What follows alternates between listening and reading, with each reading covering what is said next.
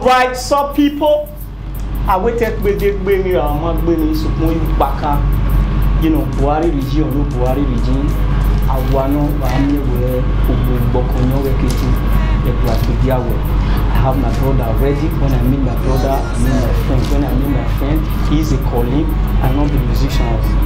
But from the way he behaves sometimes, everything about him is what I cherish so much.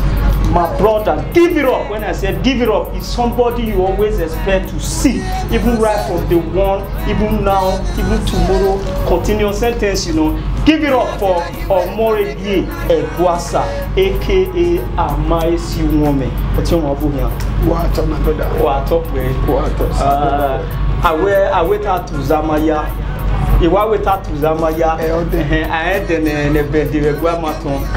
Yeah, winning. You understand? So, and the Urunye, I remember where you Urunye, I believe with this platform, this is another new day platform. So, I believe we need to honor you accordingly. My brother, I'm here and Rema, always Wow, Kakabo. Wow, was it? If you have to know why you know more general Yaguasa, and we are aka Papa. So, Tim, I'm nice. I'm nice. Wayaka Cabon, and so one way about the Nana say, okay, can you know what we assume we're making now? No, can see me well. Yeah, take a way making I now see. Now we track of Bobby buying at here, so. But I will put you in the way, so I take to India, so what no. It's all about the do my next up on what I'm only the return of a soul. Oh, what made me know for a recoil? My brother, my 4 years in one in Uriaba, why you so long in my but before them, any man or woman, when you don't use one name as an attendant. So we have a dream for you. And I hate that from understand. So Oma e mami oyi. So for that simple reason, we are here, you know. Like I always say, another new day on the platform. So my brother Omini and I learning, my brother Abokian again. It's a common knowledge that in the world more Egwuasa. On your but I believe they take Korean where you have moved from one way or the other and stop paying. So, but the way to stop paying, can you stop for money? Why wait anyway? To stop paying. Tell wait anyway. To stop paying. And you know, consider the situation of things right now. You know, nobody went this spireless again. You know, because of this, our honorable Nerima Oba or Benin or by why the second year that the water. You know, understand? So I believe Benin is so free these days. Even you advocate for the poor can advocate for themselves. No one here, no, you go to palace and everything will be, you know, figure out smoothly. So, Papa, Enini, Omoregie Egwuasa, what a year, I do not get the wow. I dare tell my Tierogu, I don't a long tail. So we appreciate you, we love to, you know, understand the name more than we understand it. What's saying, my brother? Okay. In England, young woman, okay. Do where can I I'm proud of my me. Swinging a cup over you. Yes, I get me in Tampamawe. So, you know, young car waking 9 years in Nagi. The banana run out here, fake coma. You are more than very again. You're not here, fake. So, if they can in here, if you magale coin. If you have a young rototo.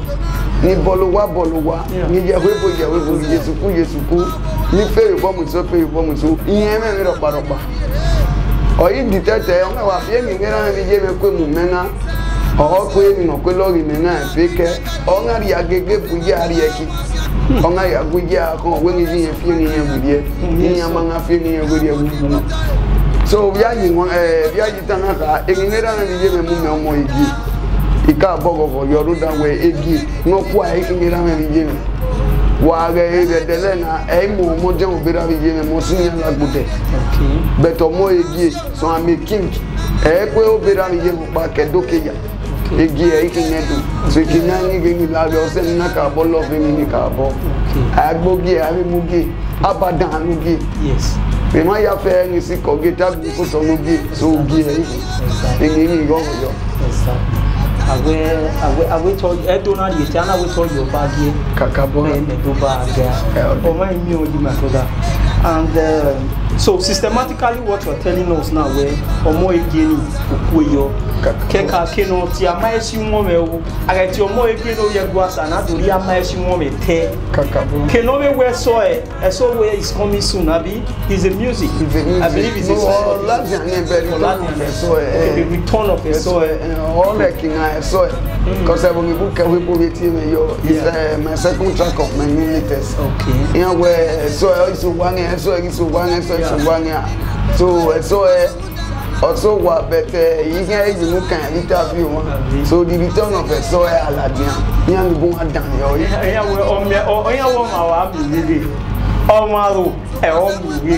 so we go on a break now. You know, we need to strategize. In 2 seconds, if you go with here, stay still. We will be right back.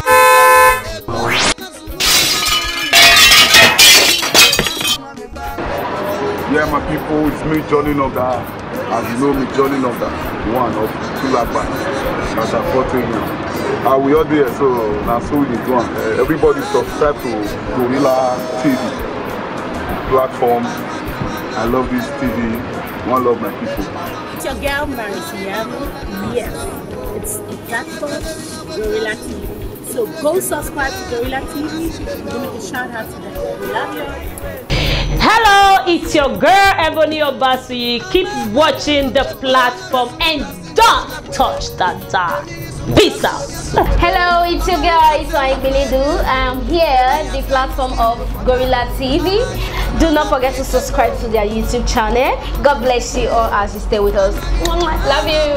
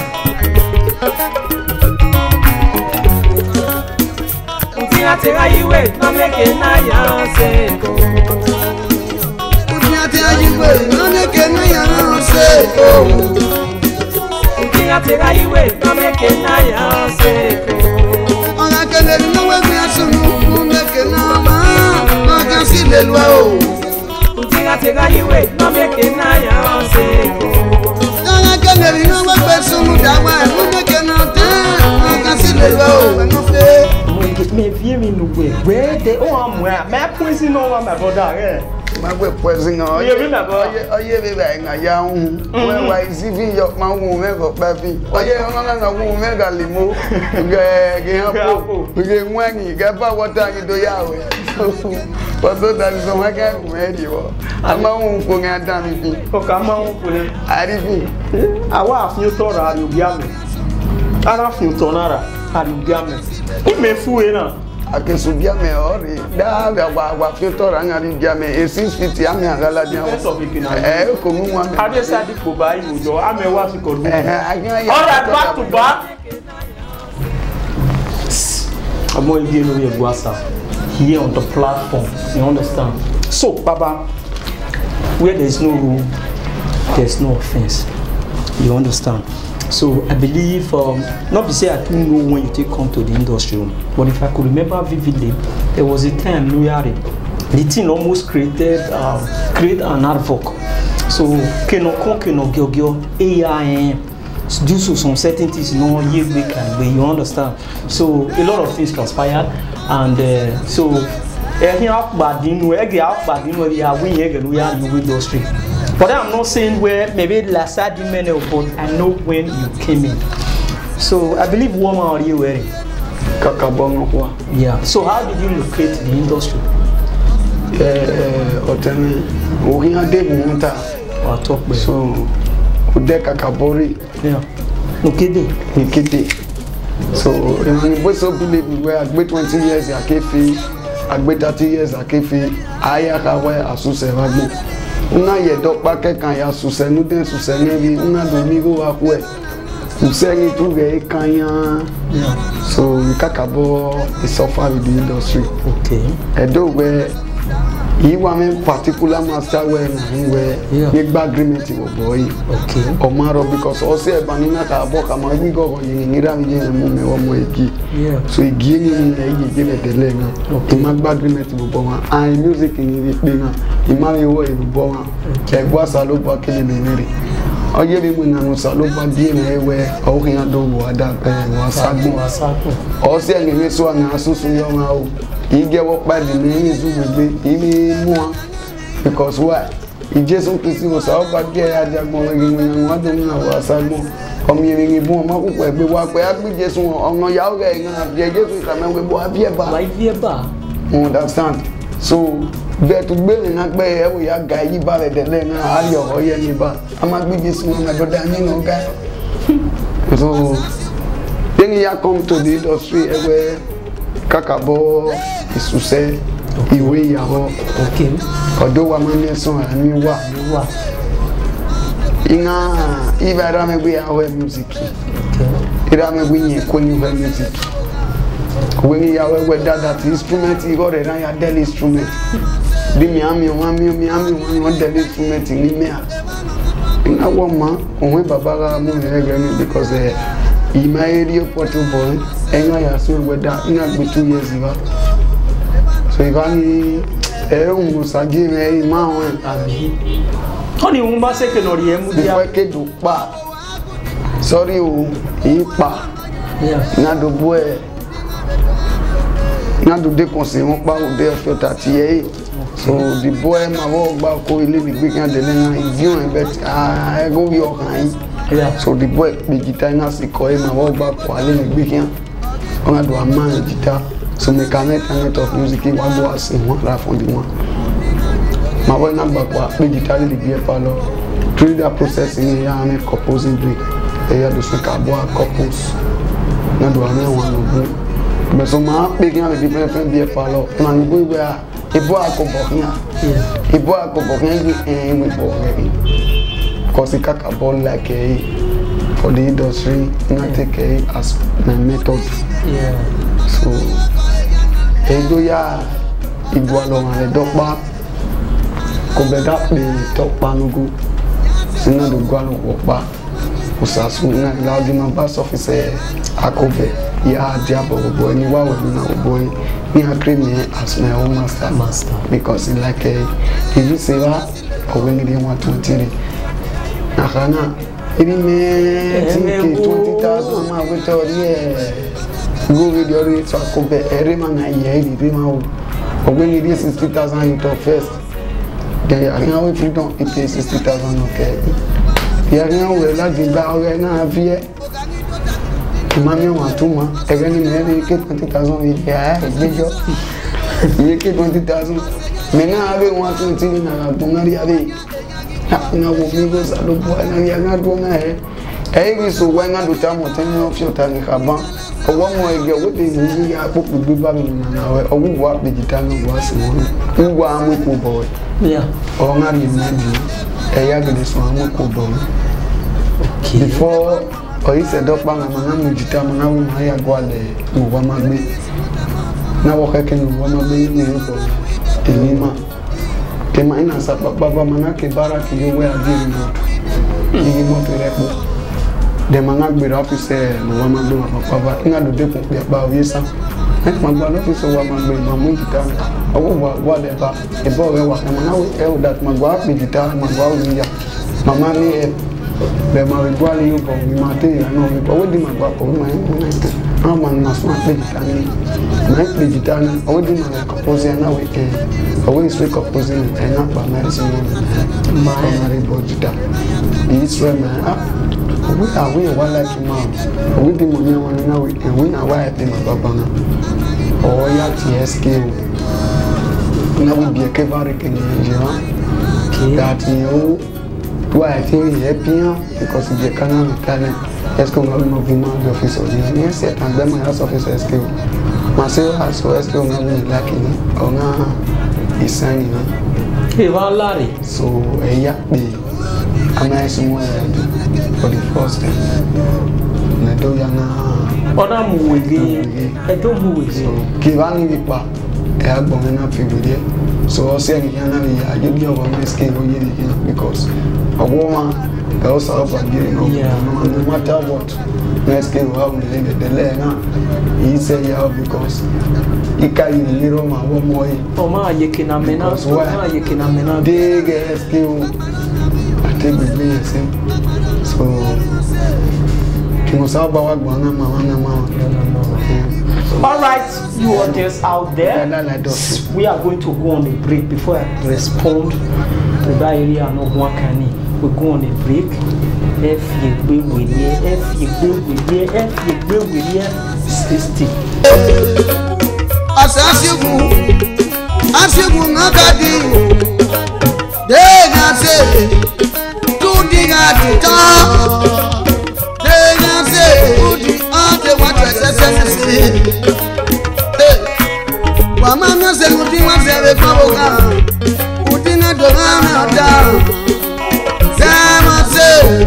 All right, I bet I could not lie in here. I wear a movie on what radio. I want to mother so I'm back again. You want your my brother. I want your mama, why you know having on him. You understand? So, I'm more again, no, I just explain to your understanding and not just an explanation. One side and a sentiment, and another way around, you just analyze everything to your understanding. But we appreciate, and I believe it's a privilege, you know, to have you here.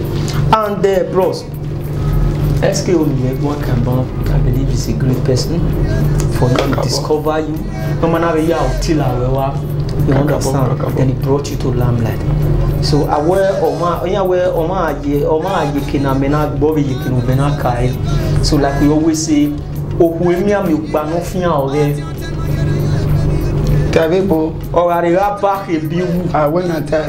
remember English. I'm a political scientist, so a politics is our goal. You understand? So you understand? So so we really appreciate one thing that make person help you, another thing that make you feisty, you know. I believe SKO is going to be very proud of you. I know so they give kudos to them several years today. So I believe this is another platform for you to also give kudos to him. So I believe where there's one thing that is confusing about you. When you came into the industry, you are now 50 years old. So here where our young kind of you understand. So I noticed it from afar. But this guy is good. So sometimes when I'm in the midst of my, some of my niggas, so we discuss man, I'm so before and all that. So bros, I don't know if you just disclose your age. I went to my your tower, but if it is possible for you to round everything up. So it didn't deceive you now if that was your new, because of an award 15 years, should I say 4 years ago. So at least by now, alright, like 20 years, they will be around, would like to know. We can do one because why? But where our young kind of is so heavy. I'm in 16 years, I think. I'm in 16 years, yes, I think. I do. I'm going to cause argument in the market by May 8, 2018. Yeah, we birthday. So, young one, so you have posted again. Because what my birthday, okay. So we work at the mountain where 20 or we were 80. So you only wear a little yard or I believe we young boy matter. That was his promise, from a mighty moment. So meaning those of now where they cross about his age, or when you are in France, or when you are in Luxembourg, you Norway, Austria, or whatever, I believe this is a platform. If you really want to know more, a ticket is 500 €, 300, 400 €. I bet you not give different meaning to my word. You can come over to celebrate him and at the same time to satisfy your curiosity. So, May what, bros? May 8th. May 8th. So this guy's birthday is coming up. So you can come and show support. The best way you can, render him support, you can't be there. And I believe your knowledge, your presence will be acknowledged. So that aside, Otioma, it's like we are doing some recycling here, So we just, talked about your age. We discussed that area, and I believe it's over. So because there were women are swimming for. So right now, you tell me my when we are industry. But the last time I checked, industry. I was just trying to sack the years and when exactly you came into the industry. But I still won't be able to figure it out. So I believe you'll be in better position to do that. I work fan ko abelio. Okay. Do that way. I work for me see my setting yak bebungenya. Usumi bungenya ya you get so pana my bonus na my say for man ever. Okay. So if I no man any oya setting difficult. So you can was setting fan ko ya wa ya na tabana. So I dey kili. So I could get. Mama ita for we na. Ata for do. Ita. All right. Okay, you understand. You kunubuari. We always learn how to, cooperate with every situation.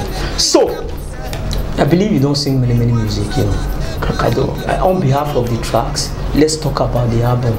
I know you don't release many albums. The last time I checked, it was more than 2. You understand? So, Baba, but I still don't know exactly how many albums when you don't release. Upon your release now, release 5 albums. Yes, for the industry. Okay. Here thing a nice one. Osusu. Only one do ya with you. Operere. Then we do release a Kobola pastor, Ake pastor labo. Do demo Udi Mose Norekina. Udi Mose. You made mention of one word, the way you speak, whenever you speak from afar, I admire you. Because I see you as one of the person. Anybody when we see don't be culture preserver. I always appreciate this set of people. You understand? So Oba the second, I believe Tony Maga. In a one or year school, in a year school SSMC, and I believe before I came here where what retire. Hey, go now. You understand? But Omagi foreign, all those Western world. You don't understand? Now me we already to take over him. You don't understand? So I believe with 70% of Baba irrespective of his school but so my brother, whenever I see people preserving our culture, I always appreciate them. So when I see you as one of them,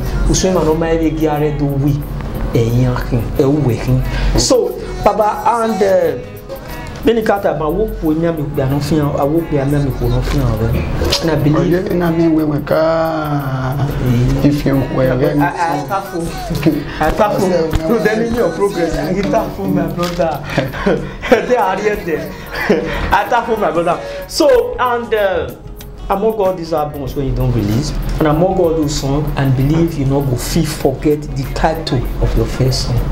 Kakaba releasing it, the title. Don't bring the word to limelight. That's what I believe, and I believe all the audience out there also understand that fact.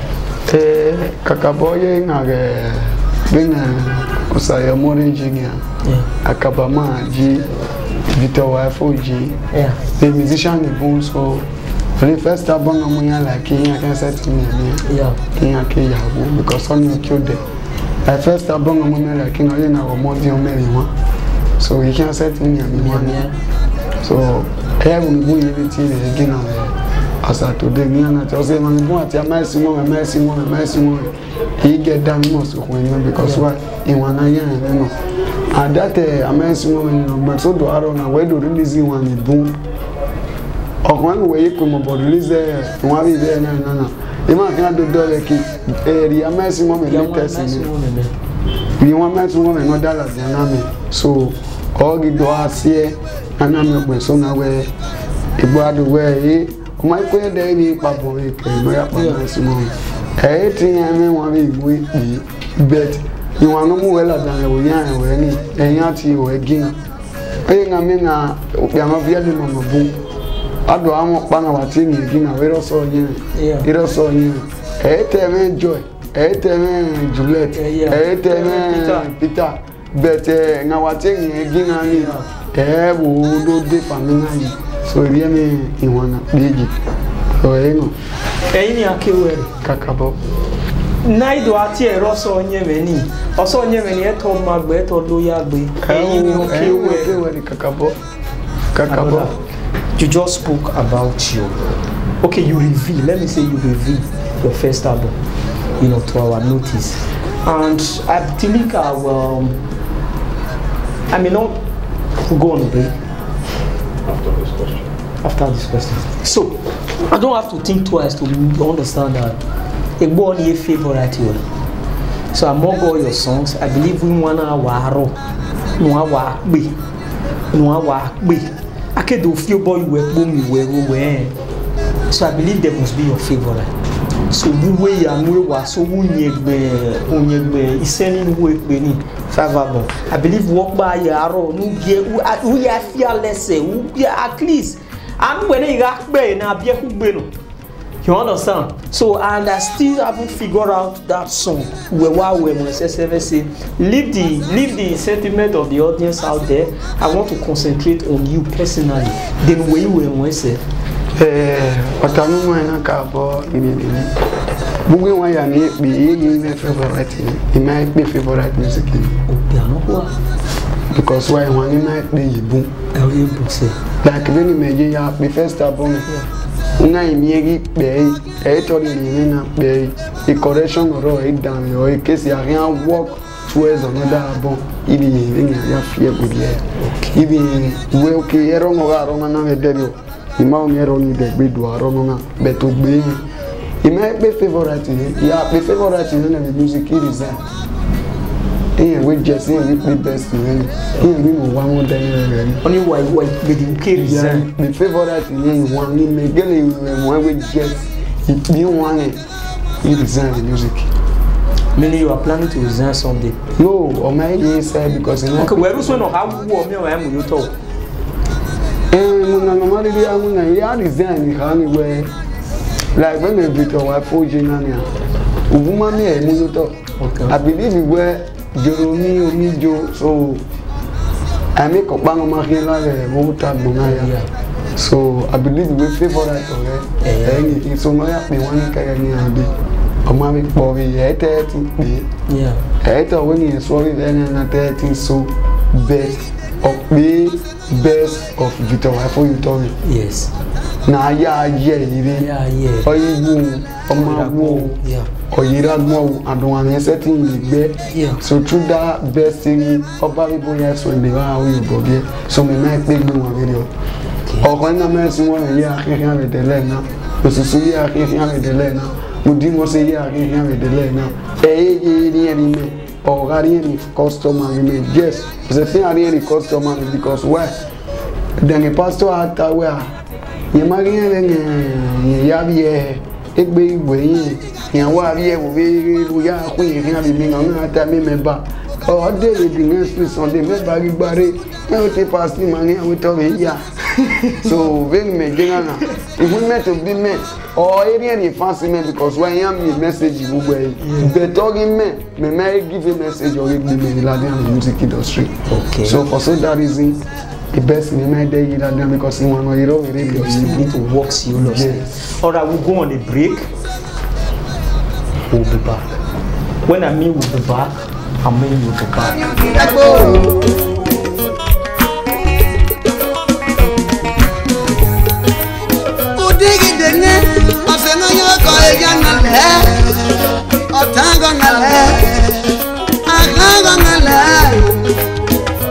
Bau, Umani, Eyanale, Emanutina, Awari, Bama,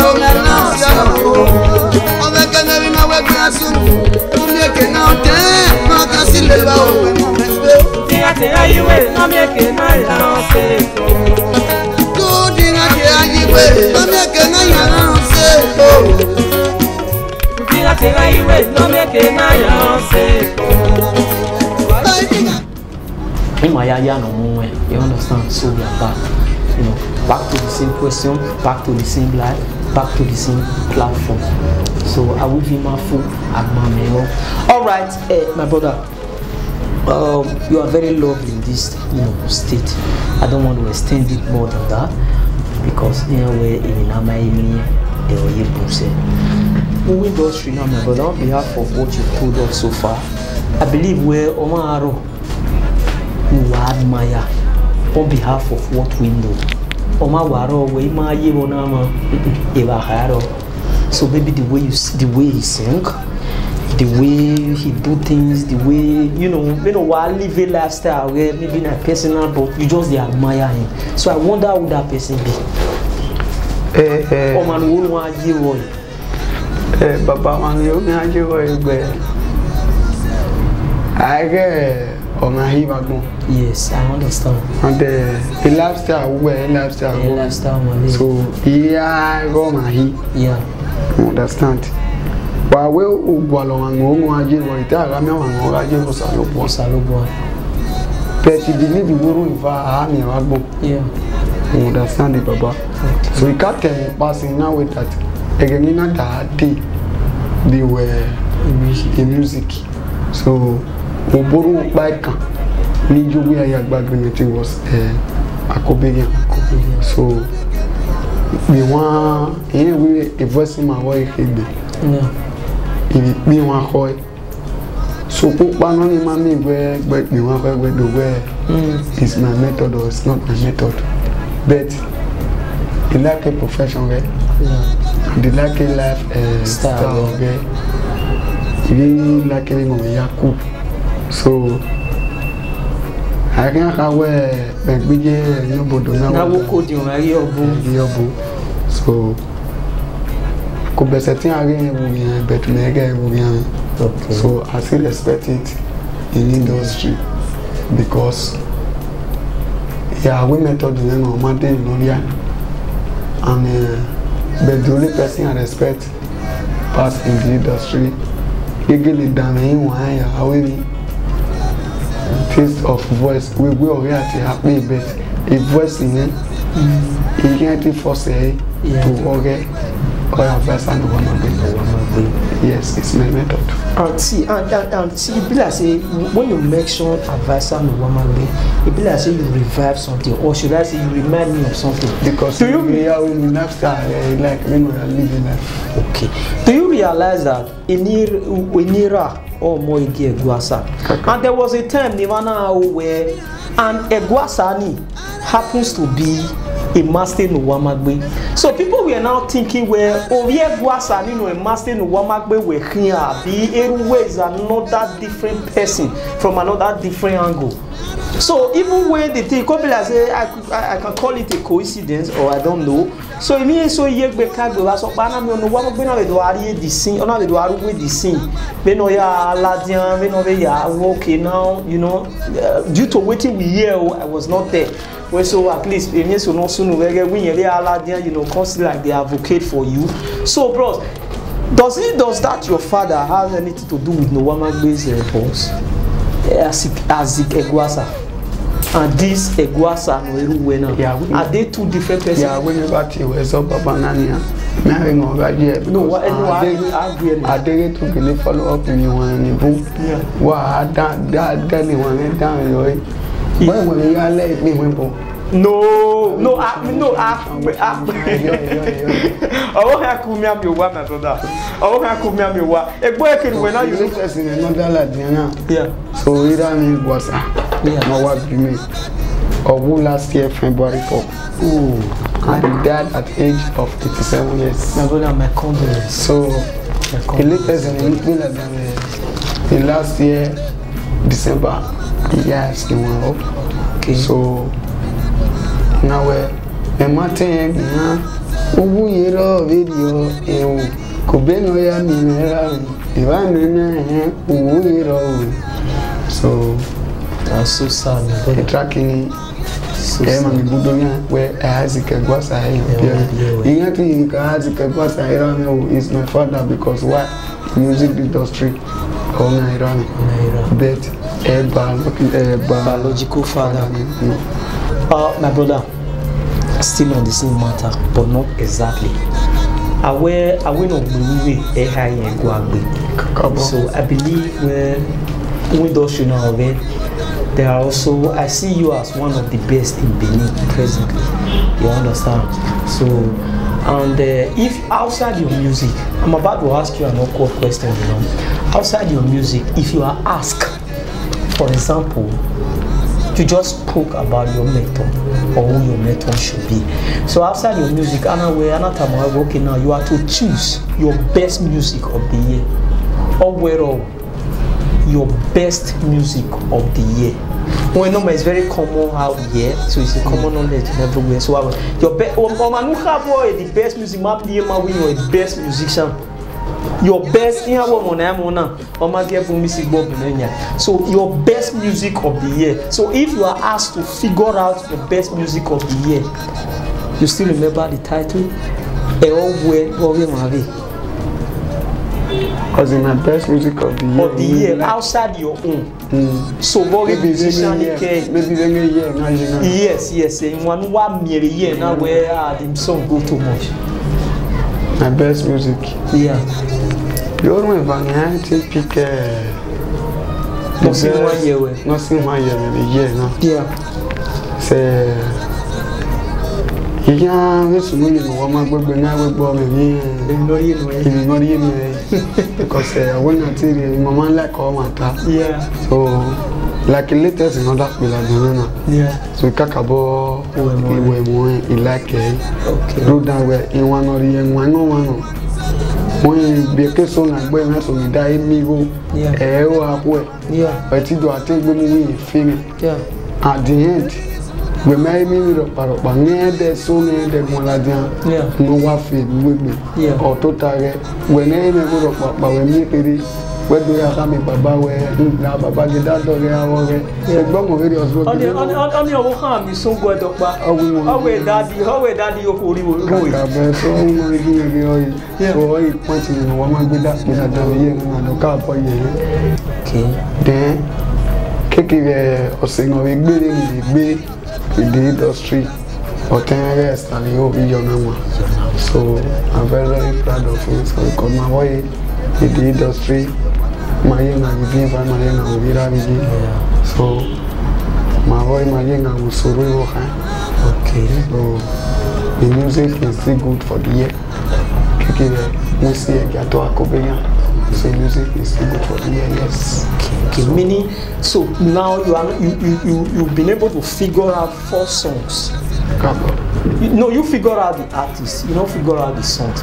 But okay, you will use that one and take cover now. Okay, I mean one. Yeah, like, we just said the song, not the artist. Okay, like so okay, now you classify them as the best artists of the year. Yes. Yeah. So the song, sir. So the song, Oma, or dictato, the chanter. Okay. Or dictato.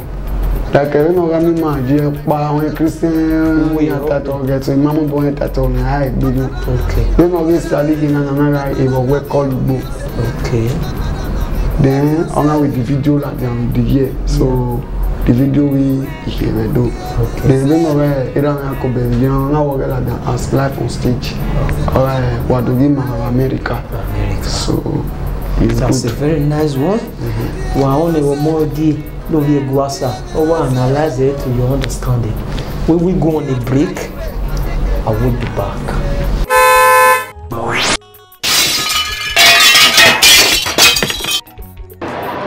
Yeah, my people, it's me, Jolly Noga. As you know me, Jolly Noga, one of Tulagba, that are 40 years. We are there, so that's what we do. Everybody subscribe to Gorilla TV platform. I love this TV. One love my people. It's your girl Marisi Yamu. Yes, it's the platform Gorilla TV. So go subscribe to Gorilla TV. I'm gonna make a shout out to them. Love you. Hello, it's your girl Ebony Obasuyi. Keep watching the platform and don't touch that dial. Peace out. Hello, it's your girl, it's Igbeledu. I'm here, the platform of Gorilla TV. Do not forget to subscribe to their YouTube channel. God bless you all as you stay with us. Love you.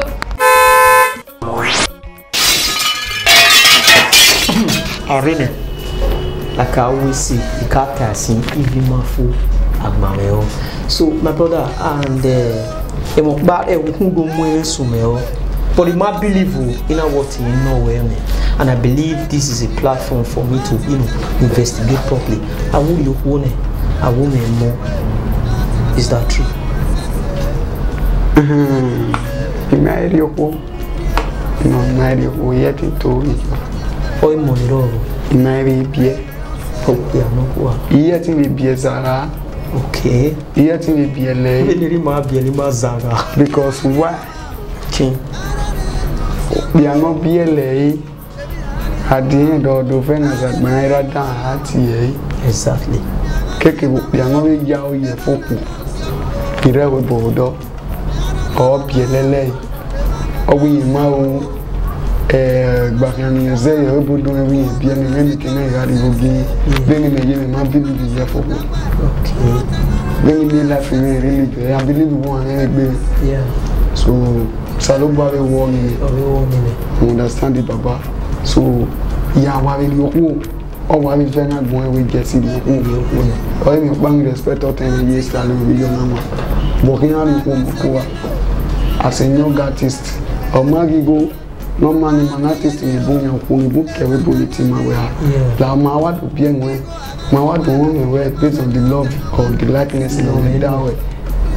But Mama getting in my home where I now only had to be in our PM in life or Mugoni or Mare or can I never bang come on open there. Why love for me die? So can I daughter name? Okay. So love for me die. Now we had here you are. Yeah. For so that we've already I believe you were social media now. Okay. Do you okay. So now we know. So where are we see? Umanata na ya when you work with you, so it's almost like in kakabo. So for so that is it. Back in order to me like I will have a bag with just a more good. You have a beer or you. Why we a day when they handle like me, where I only my way, you go, you want my way, yes. So, I know. So, systematically, what you are telling us now, where Uzo we want Kakabo. You understand? So, you admire that aspect, Kakabo, and you cherish it a lot. You understand? I'm more again over here, Guasa, I only believe. You understand? Oh, Sirafi, you wanna have order. So just the heat up. Imagine where my second track of album. Now was Ariman. Now we saw a radio Sariman. Yes. Okungatel Sariman in one wow. Yes, so but always saw a Thomas, but it will be by one so. Imario it's Sarime, so we made you. So I believe we work by Sarime and we really going to Manaria, we are beer, we go on a break. Ọkọ dúdú, apá màpáyé, no governor.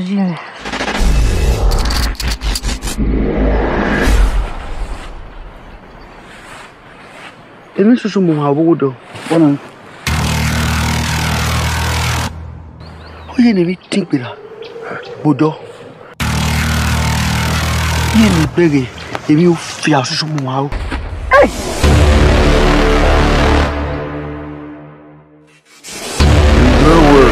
Mama.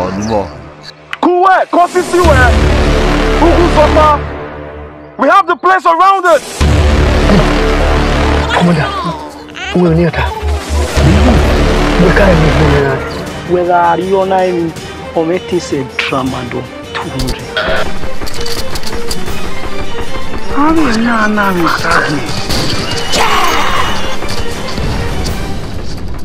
Only the Mawina said he will low.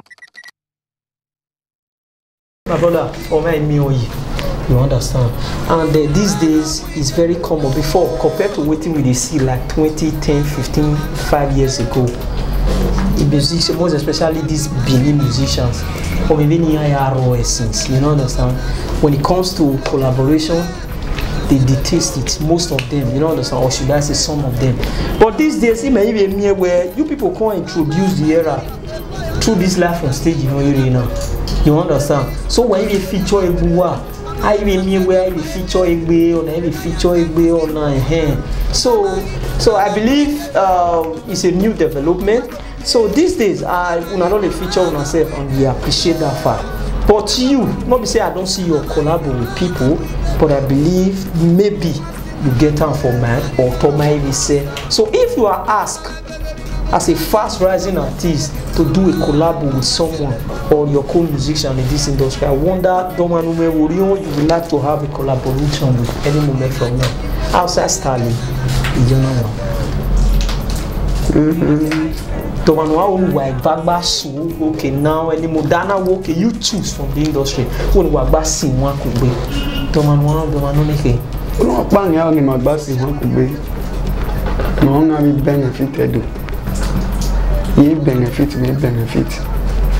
Ma wewe bo in fact ye mukwenye mangabi wewe to ye mukwenye awe oge Peter and Paul Pisque what yeah. So ne do ya na mgele mukwenye because why a king on the hard work king on the or akobege. Okay. Ma we na ba ko olabo we na kobeji. So Okakabo because why all we for example Banawe or artistic when the matter now when the matter my way Yarog so as a result my even yes they didn't imagine or they didn't think because why the Maya Iban I compared Dunga and I want more give a Kobenya our show. It is also date for the 20 something. It's telling them when you can have error. Oh, we are able. I'm going to give a show, I'm going to give a company show. We don't know. Here, pass it to me. Here, if I come here, but when we are giving you a Yakukuni, so my whole battery, how much you collaborate with your bet. Imagine all idea what you want. Yeah, so kick it. I'm going to so because you know one of the industry. But more the attractive is anyway. Yes. You don't make you understand, you know understand. Anything I assume it's just a matter of time. I will talk Bekeka, I barely Thomas to you not be. So, bros, I want to take you back a little, you understand, considering what you told us not quite long. Where Irana Tegumo are we with that. And at the end of the day, on behalf of the victory you celebrate these days, and on behalf of all the merit when you don't acquire from the industry. So why came here with Baba for supporting your commitment to the industry? By me with way, you know, it's like you flat his order. We are discarding whether they don't like music line. So was he happy about it? He made flat your died. Getting more flat your doubts because what? You know, so they made disobey, really made disobey. Because you know, he made money mega for him. He made me how and he also helped give me. Okay. Understand? That's how they do a musician band and Mama. Yes. Hey, and I will buy them and take a man running away with that. Yes. But when you worry, my yara, my show, we can't watch. Where Oyara, come and I may beg and be telling you music you did at your mind get faster. At least some more best on your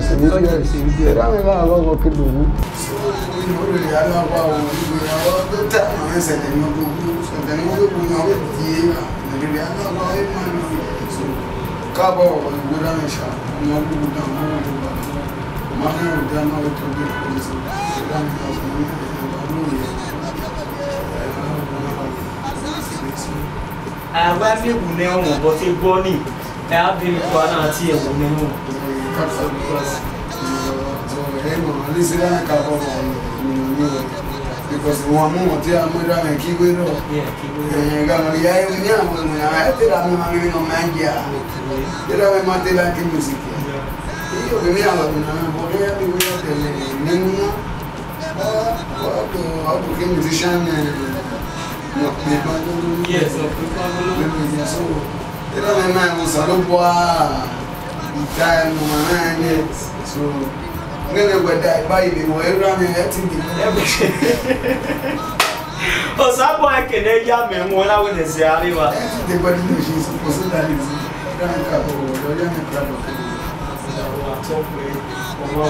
so we so much appreciate that fact. You know, what goes around finally comes around. So, plus, so if you are asked, for example, come in Madani Yala, you know, Matia 1 year, unfortunately, we decide to withdraw because of some, you know, media scandal. So, if you are to celebrate now, you cannot celebrate because you can celebrate some years ago. 7 years. Okay, now if you have to celebrate this year, how many years do you intend to celebrate? Like last year, no, I celebrated 7 years.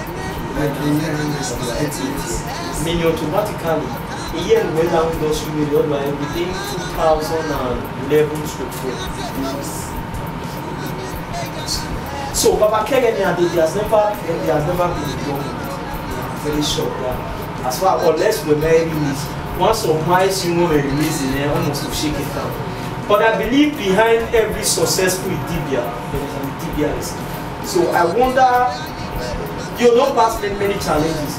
You know, moving those United challenges, now a problem here and there on behalf of what we do, or irrespective of what we do, it's almost inevitable. I'm again, you know, it can carry or okay, we don't know. So, Baba, what are those things we were experienced? No is shaky when we do this. Yes, the challenges are really shaky. Challenges are that proper shaky. Why are they shaky? We are better in life and face challenges. Or you are in capital valley where Jesus is the office challenges. Or same understand. Challenges in the industry. First, challenges in the permanence in 2010. Where we could be 9 years ago. No one is one. So now we're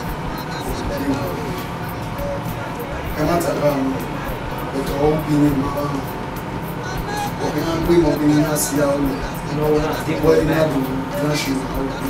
so kemona ubini mawalama o eni ma beboji but ogbe webona to bomb police to do that is wrong. But to be me only to be me here asa to the day na see out there. I could have been out there, but most y'all let him dodge you. So I'll provoke him for the first time. So those are challenges. We have here okay, succeed. Yeah, understand? Yeah. Man, make very young what is succeed. Yeah. I believe you want him in order to now promote me. Yes, any other say no promote me. Oh, see, musician is boy, me and again, because what it is where can I make life in back my mind, understand? Like my new latest knowledge, or not the track of my life and say you will read it. Now we make a whole game of the book. That's not because why? For my whatever we were young and here my son. When you're bang we are we won't go you. Yes. But the grace was a cover or when you matter they do you book. Yes. I believe you were Because I look back way because Omongo and not you understand the better. And they are Bomona said to one woman that was and where they are. The challenge is the beginning of the social. Okay. So we tell you, one get told you because of Egwat now the parking motor, we got the motor for some why now almost 2 years now. When we had the motor, I waited you from and not parking motor. So see only movie the motor in the parking. Since I went to motor we need there or see you be in any time. So we tell how my girl how we go out to how we talk phone. But the challenges in normal facing. And yeah, we believe we will and we tell them bring a video on me. I think I will tell so we are changing do now how or it's so we tell now I am here. Because if you believe where you can't take one and not say we there face to face. We will toy in my way now. We obviously for man I will who hear it to because I had told you and why year. Who hear it to a man with boy and but then we both sort of industry man, I must say, the only born 1 year, we must not teaching can you wear an area. Can you wear an area? Muriana gave boy will do much and or Ibopoyan to a bubble. Can you wear an area? Can you wear an area? And ya eat, and ya guad. Understand? So, if you women, so you take my video, it's jealous. You understand? The man was so wild, we have to be there with that bomb. My bag, no, I tell you, where my bag in half. We were with Baba with Damosa, better boom was up where, he was begging over to what take the more go get it going. I have one of this. I want to take me or beg you. But may you not beg on him there. May not beg on my baby. Look at you, what I understand? So, Matang was moving a couple of years to move on.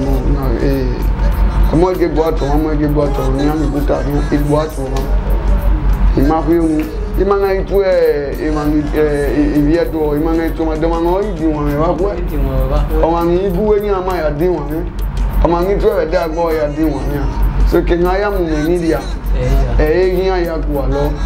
Understand because for the industry, in fact, you go attack the cake and say, Tom would be able to do our cake. Understand? Yes. So many of them. Yes. People say, "People be push a very cool." The musicians so be push a women no we but wrong, you know, imagine the one can. The man be push a we can't see where people go be me after singer. So here can go so and the ilamude. So here do quality here and the women va.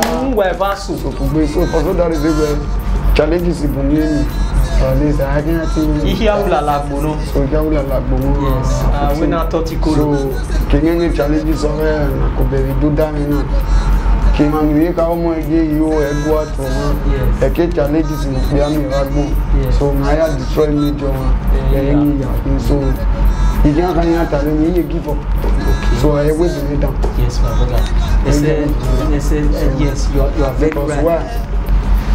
I can't be there many steps. I'm a fear of it. I can do Segedigi. Exactly. So step in behind why be there now? Hey, exactly.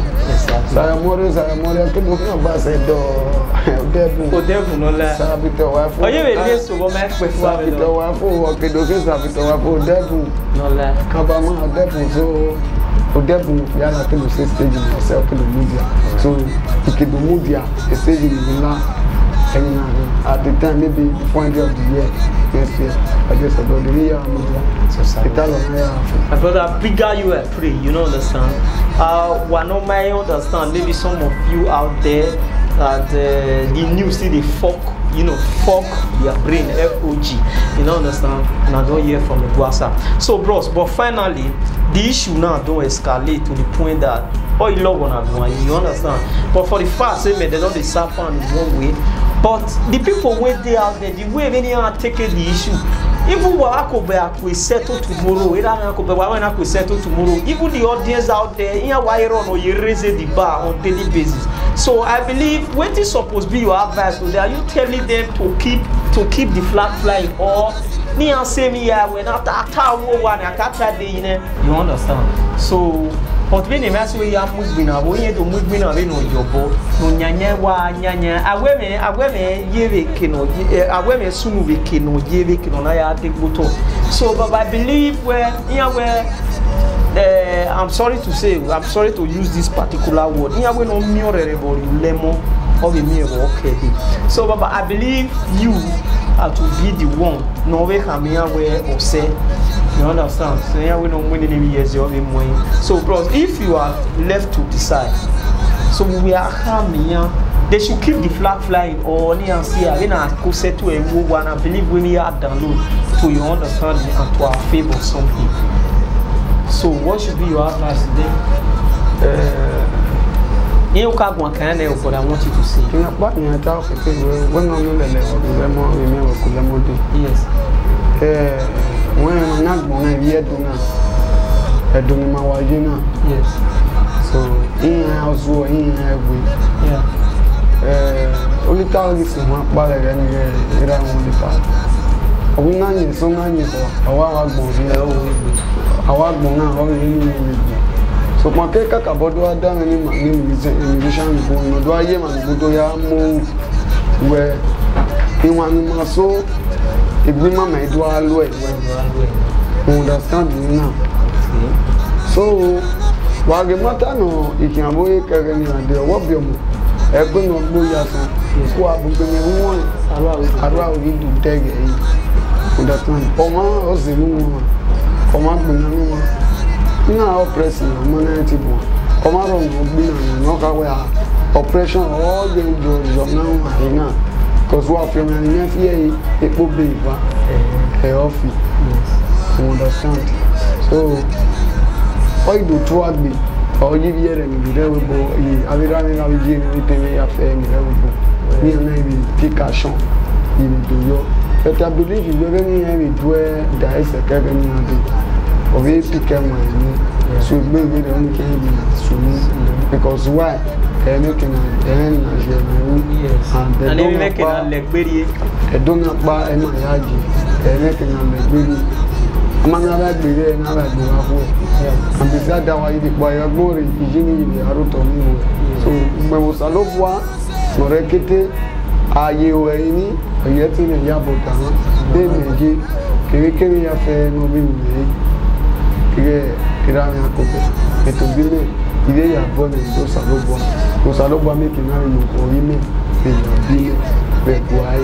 So for so that reason, that will never be in a boy, but in your pan or software, it will matter. The only one I have, but one might be no arrow, Wahama. So yes, yeah, with the matter na pendi, wa neti they mayaya go. And at the way the next day having a team in a typhoon, but I'm not typhoon because of advice on because in Nino, understand? In any zoya, so for so that reason, over certain one might be. I'm going to study all of the my head but one might be my puta or one might be a young woman here with me. So my because why? We may banner, when now we may have when a banner. Maybe we're now because why? Oh, my no come away with a son. So I am done. So when you put it down, when you take care of someone, at least it's something no young. The social media can know of movement. Now the couple the bank where what live the news on where when you see women say at the time, and you know what Bobby and Suru, me might be here we are born and say, so yet you are born and say. So you buy me wine in the 100 interview now. While we need around the matter soft, need the matter I have to don't know what I'm a bit at you make it the people one the matter soft. But as an asha, we don't make the mail because the people around really the mail.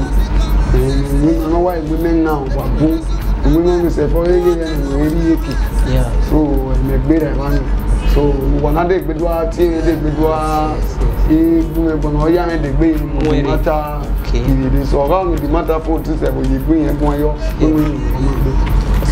so papa a card work women now mostly customers.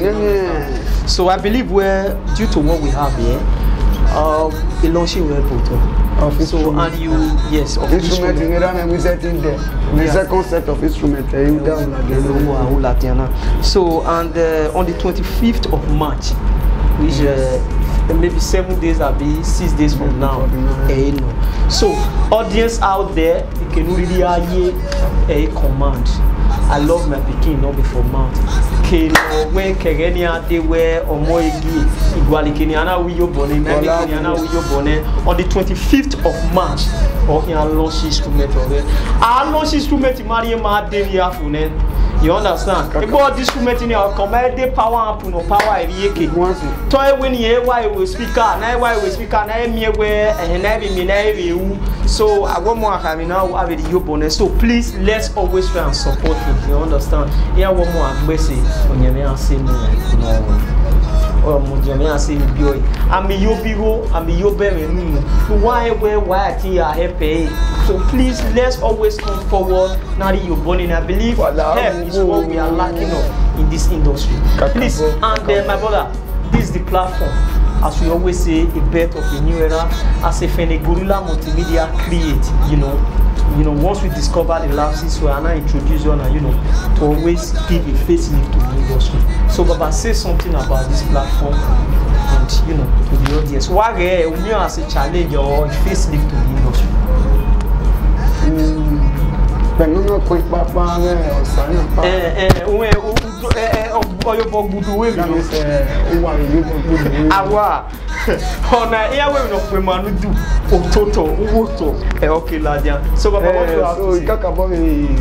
like that we promote those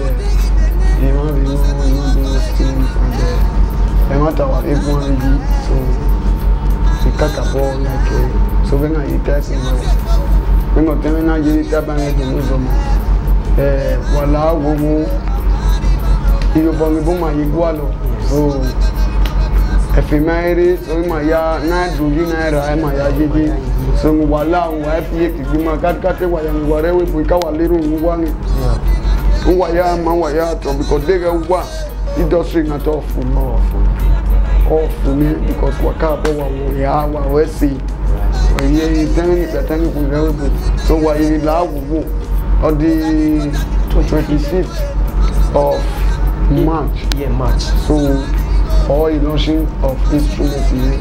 Anyone na mira me we set it there. All it was done in mira me do weakness in retail any. So we have to do yaro there opposite GT fast food we Agbo Road.